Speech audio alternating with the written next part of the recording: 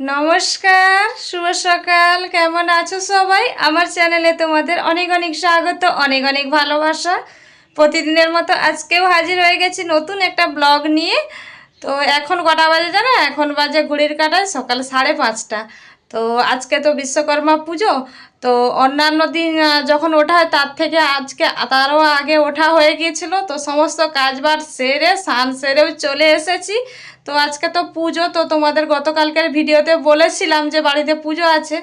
কিন্তু পুজো আছে ঠিক কথা, তবে একটাই দুঃখের বিষয় যে আমি পুজোর কাছে যেতে পারবো না। তো তার কারণ আমার দিদিভাইরা বুঝতেই পারবে। আর যেহেতু তোমরা কিন্তু দেখলে ভিডিওর শুরুতে আমি সিঁদুর না পরে সিঙ্গার পরলাম, আর মেয়েরা কখন সিঁদুর না পরে সিঙ্গার পরে সেটা তো আমার দিদিভাইরা খুব ভালো করেই জানে। অতএব খুলে বলার মতো কিছুই নেই। তো আমি পুজোর কাছে যেতে পারবো না, পুজোর কাজে লাগতে পারবো না, ঠিক আছে, কিন্তু তোমাদের কিন্তু আমি দেখাবো, দূর থেকেই দেখাবো। তো চলো, স্নান টান তো হয়ে গেছে, চুলটা আঁচড়ে নিই, চুলটা আঁচড়ে নিয়ে তারপরে পুজোর কাছে যাচ্ছি, গিয়ে তোমাদের দেখাচ্ছি। তো তোমরা দেখতে থাকো, পুরো ভিডিওটা স্কিপ করো না, সঙ্গে থাকো। তো বন্ধুরা, আজকে যেহেতু বাড়িতে পুজো, আমার মেয়েও না তাড়াতাড়ি আজকে উঠে পড়েছে, ও স্নান টান সেরে পুজোর কাছে চলেও গিয়েছে। তো ওই যে শাঁখ ঝাঁঝ বাজছে, তোমরা শুনতে পাচ্ছ হয়তো। তো ঘর ডুবানো হয়ে যাচ্ছে, ওটা তোমাদের দেখাতে পারলাম না, এখনও আমি ওপরে আছি। তো চলো নিচে যাই, নিচে গিয়ে আর বাদ বাকি সমস্ত কিছু দেখাচ্ছি। আর দেখো, যেহেতু আমি পুজোর কোনো কাজেও লাগতে পারবো না, ঠাকুরের কাছেও যেতে পারবো না, তো আমি বাড়িতে যে নর্মাল শাড়ি পরে থাকি সেই শাড়িই পরে নিয়েছি, কোনো নতুন শাড়ি পরিনি। যেহেতু পুজোর কাছে আমি তো যেতে পারবো না, তো যার কারণে। তো চলো আমি তোমাদের দূর থেকেই দেখাচ্ছি। তো দেখো বন্ধুরা, আমি ভেবেছিলাম যে আমার ওপর থেকে নেমে যেতে যেতে তো ঘর ডোবানোর কাজ হয়তো শেষ হয়ে যাবে, কিন্তু এখন দেখো এসে দেখছি যে ঘর ডোবানো চলছে এই যে পুকুরের ঘাটে। তো চলো তোমরা কিন্তু দেখতে থাকো, আমি এখানে বেশি বক বক করবো না।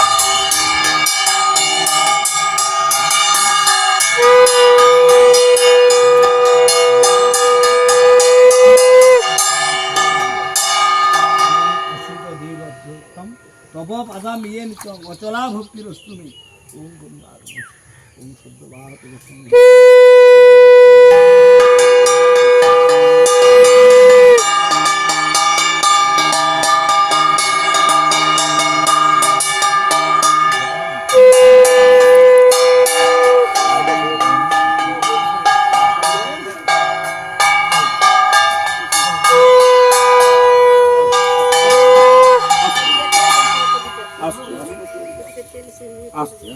একদম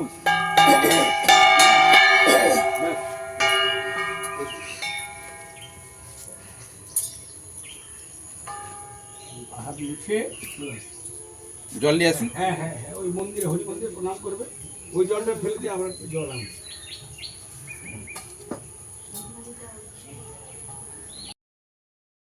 দেবশিল্পী শ্রী শ্রী বিশ্বকর্মণে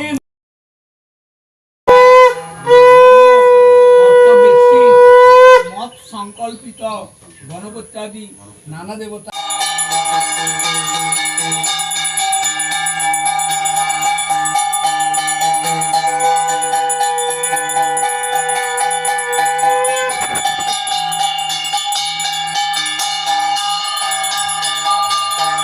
তো দেখো বন্ধুরা, এখানে না পুজো হয়ে গিয়েছে, পুজো সম্পূর্ণ হয়ে গিয়েছে। এখন দেখো এই যে সবাই মিলে পুষ্পাঞ্জলি দিচ্ছে হাতে ফুল নিয়ে। তো পুরোহিত মশাই মন্ত্র বলছেন আর ওরাও মন্ত্র বলে তো পুষ্পাঞ্জলি দিচ্ছে। তো যেভাবে পুষ্পাঞ্জলি দেয়া হয় সবাই জানো, তো আমার কিছু বলার নেই। তো আমি তো দিতে পারছি না, তো ওরাই দিচ্ছে, আর আমি হচ্ছে এই যে বাইরে দাঁড়িয়ে দেখছি আর তোমাদের সাথে একটু শেয়ার করছি। তো এই যে পুষ্পাঞ্জলির কাজ সম্পন্ন হয়ে গেল। তো এখন এই যে সবাই মিলে প্রণাম সেরে ওই যে পঞ্চামৃত খেয়ে নিচ্ছে, তো বেরিয়ে যাচ্ছে।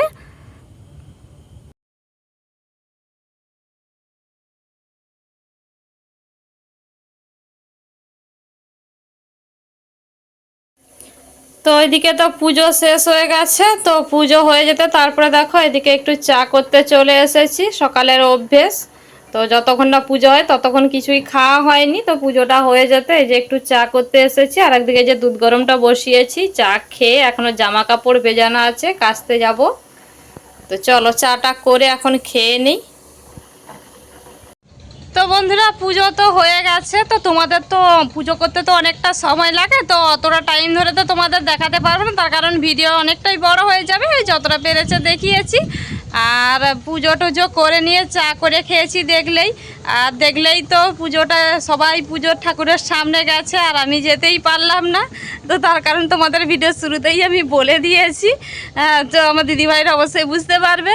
তো আমি ঠাকুরের পুষ্পাঞ্জলিও দিতে পারলাম না, কিছুই করতে পারলাম না। তো যার কারণে দেখো একটা ওই নতুন শাড়িও আজকে পরিনি, সবাই কিন্তু আজকে নতুন পোশাক পরেছে কিন্তু আমিই পরিনি, যেহেতু পুজোর কাজে যেতে পারবো না। তো কি করবো আর নতুন শাড়ি পরে, তো যার কারণে ওই প্রতিদিনই যে শাড়ি পরে থাকে সেই শাড়িই পরে আছি। আর এই যে পুজো টুজো সারা হয়ে গেছে, তারপরে এই যে দেখো জামা কাপড়গুলো মিলে দিয়েছি, এই যে দেখতেই পাচ্ছ আমার পেছন দিকে এই যে। তো যতই বাড়িতে পুজো থাক আর যাই থাক না কেন আমার এই কাজটা তো থাকেই প্রতিদিনই, তো এটা তো করতেই হবে। আর আজকে না দেখছি যে রৌদ্রটা বেরোচ্ছে আর কি, তো জামা কাপড়গুলো মিলেছি, রৌদ্রটা বেরোচ্ছে, বেশ ভালোই হয়েছে, জামা কাপড়গুলো শুকনো হয়ে যাবে। তো আজকেও জামা কাপড়গুলো দেখো এই যে তারের মধ্যেই দিয়ে দিয়েছি। তো চলো এবার আর কি রান্না বান্না করব, তো চলো সঙ্গে থাকো, দেখতে থাকো। তো দেখো বন্ধুরা এখন এই যে রান্না বান্না করব, তো নিয়েছি কাতলা মাছ। তো যেটা তোমরা দেখে বুঝতেই পারছো এটা কাতলা মাছ, আর কাতলা মাছটা না বেশ বড় আছে। আর দেখো নিয়েছি কাতলা মাছের তেল, অনেকটাই তেল, আর তেলটা দেখো একেবারে পরিষ্কার চকচকে।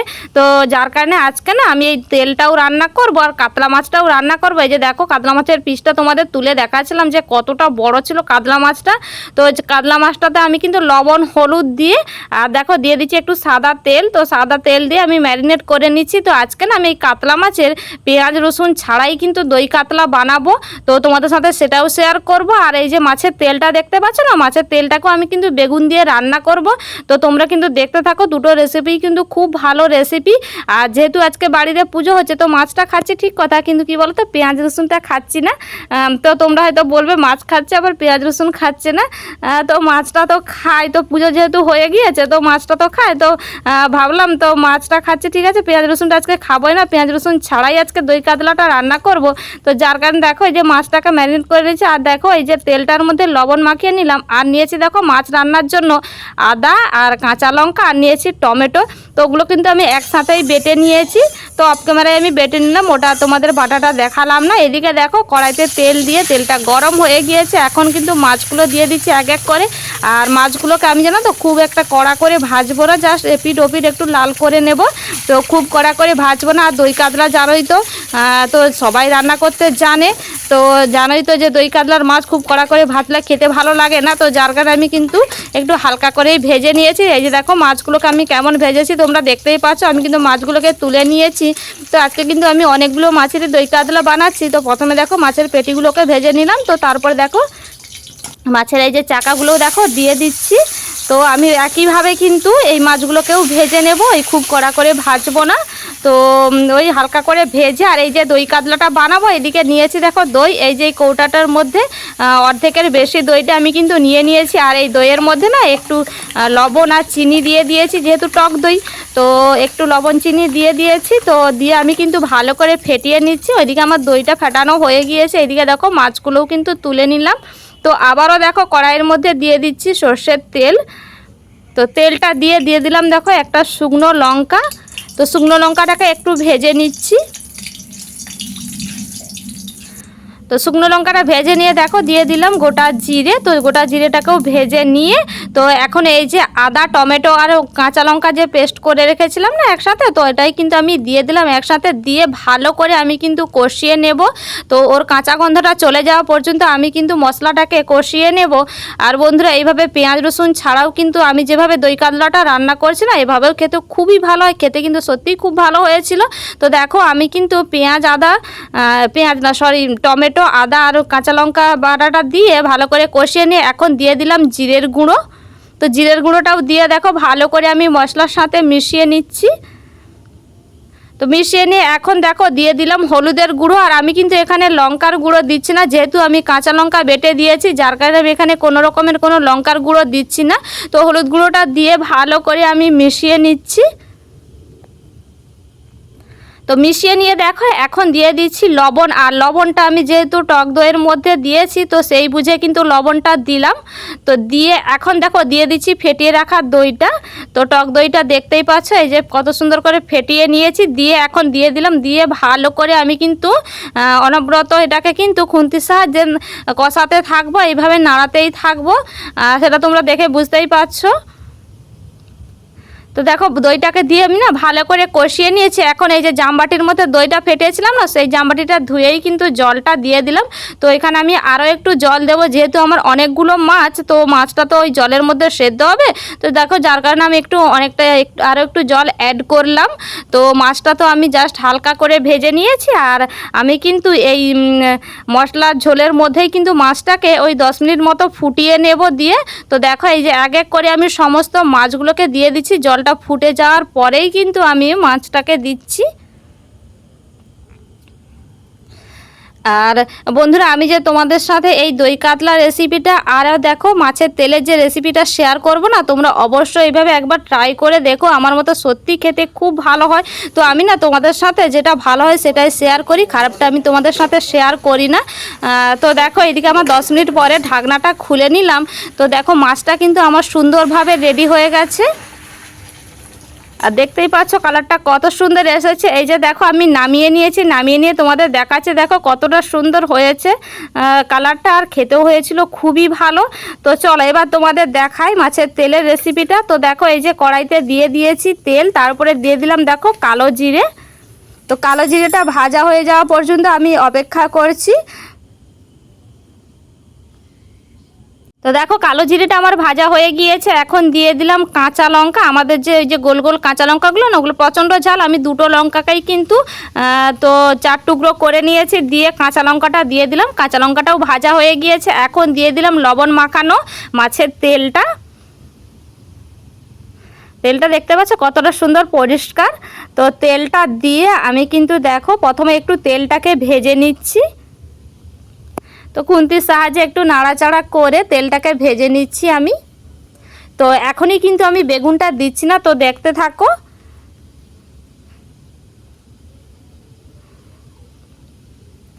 আর এই যে কাতলা মাছের তেলটা এতটা সুন্দর পরিষ্কার ছিল বলে না, তো আজকে ভাবলাম এইভাবে বেগুন দিয়ে রান্না করি। তো দেখো এখন কিন্তু আমি এই যে বেগুনটা দিয়ে দিলাম। তো তেলটা একটু ভেজে নেওয়ার পরে যে বেগুনটা দিয়ে আমি কিন্তু, আর বেগুনটা আমি না এই যে ছোটো ছোটো করে কেটে নিয়ে লবণ মাখিয়ে রেখে দিয়েছিলাম। আর তোমরা সেটা দেখতেই পাচ্ছ যে আমি কিভাবে বেগুনটা কেটেছি। আমি কিন্তু বেগুনটাতে লবণ মাখিয়ে রেখে দিয়েছিলাম। তো এখন দেখো দিয়ে দিচ্ছি হলুদ। তো হলুদটা আমি বেগুনেই দিইনি আর মাছের তেলেও তখন দিইনি। তো এখন দেখো হলুদটা দিয়ে দিলাম, হলুদটা দিয়ে নাড়াচাড়া করে নিয়ে, তবে বন্ধুরা কি বলো তো, এতে না পেঁয়াজও দেওয়া যায়। তো আমি যেহেতু আজকে পেঁয়াজ রসুন ছাড়াই রান্না করছি, তো যার কারণে আজকে পেঁয়াজটা আমি দিলাম না। তা না হলে ওই যে লঙ্কা দিয়েছি, লঙ্কার পরে কিন্তু পেঁয়াজটা দিয়েও রান্না করা যায়। আমি কিন্তু আজকে পেঁয়াজ ছাড়াই করছি, তাতেও কিন্তু খেতে এতটাই ভালো হয়েছিল না। তো ভাতের আগেই কিন্তু এমনি ওটা খাওয়া হয়ে গেছে, জানো তো বন্ধুরা। মাছের তেল ভাজাটা এতটাই ভালো লেগেছিল খেতে। তো দেখো আমি কিন্তু ঢাকা চাপা দিয়ে 2-3 বার করে ঢাকা চাপা দিয়ে নাড়াচাড়া করে নিয়ে দেখো মাছের তেলটাকে না ভেজে নিয়েছি। তো দেখতেই পাচ্ছ এমনিতেও তো তেল থেকে তেল বেরিয়েছে, আর একটু তেলও আমি দিয়েছিলাম। তো দেখো তেল থেকে কতটা তেল বেরিয়ে গিয়েছে। এই যে দেখো আমি নামিয়ে নিয়েছি, দেখতে কতটা সুন্দর লাগছে দেখতে পাচ্ছ বন্ধুরা, কতটা লোভনীয় লাগছে মাছের তেলটা বেগুন দিয়ে ভাজা। তোমরা অবশ্যই একবার আমার মতো বারবার তোমাদের বলছি ট্রাই করে দেখো, সত্যি খেতে খুবই ভালো হয়। তো এই তেলটা দিয়েই না ভাত খাওয়া হয়ে যাবে, আর কিছুই লাগবে না। তো চলো আজকের মতো এটুকুই। তো দেখা হচ্ছে তোমাদের সাথে নতুন